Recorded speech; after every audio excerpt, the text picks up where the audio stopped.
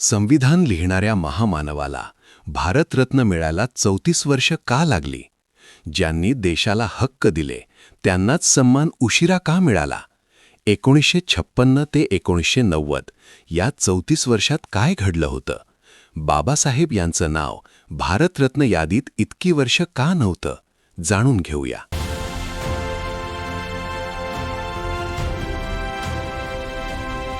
भारताचे संविधान लिहिणारे महामानव डॉक्टर बाबासाहेब आंबेडकर, त्यांना भारताचा सर्वोच्च सन्मान म्हणजेच भारतरत्न मिळायला तब्बल 34 वर्ष का वाट पाहावी लागली? भारताच्या संविधानाचे मुख्य शिल्पकार, स्वतंत्र भारताचे पहिले कायदामंत्री आणि सामाजिक न्यायासाठी आयुष्यभर लढणारे महान विचारवंत. 1956 साली त्यांचं निधन झालं. पण आश्चर्याची गोष्ट म्हणजे त्या काळात त्यांना भारतरत्न देण्यात आला नाही. भारतामध्ये भारतरत्न पुरस्कार 1954 पासून सुरू झाला होता. पण अनेक वर्ष बाबासाहेबांचं नाव त्या यादीत नव्हतं. का? कारण त्या काळात त्यांच्या कार्याचं महत्त्व पूर्ण देशाला हळूहळू समजत होतं. बाबासाहेब यांचे विचार थांबले नाहीत, ते अधिक वेगानं पसरू लागले.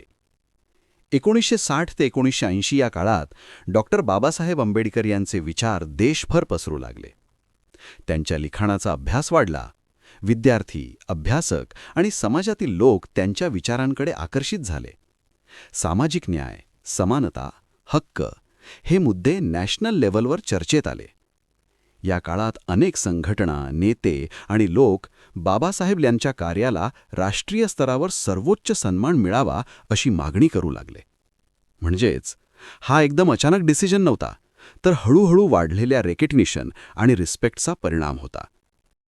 आणि अखेर 1990 साली त्यांच्या कार्याला भारताचा सर्वोच्च सन्मान मिळाला.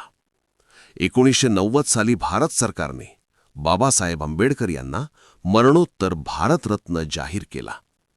हा सन्मान त्यांच्या संविधान निर्मितीतील योगदानासाठी, सामाजिक न्यायासाठी केलेल्या संघर्षासाठी आणि देशाला दिलेल्या अमूल्य विचारांसाठी होता. हा फक्त एक पुरस्कार नव्हता, हा होता त्यांच्या कार्याचा राष्ट्रीय स्वीकार, त्यांच्या विचारांचा सन्मान. आजही भारतात जेव्हा समान हक्क, न्याय आणि संविधान यांची चर्चा होते, तेव्हा बाबासाहेब यांचं नाव आदराने घेतलं जातं.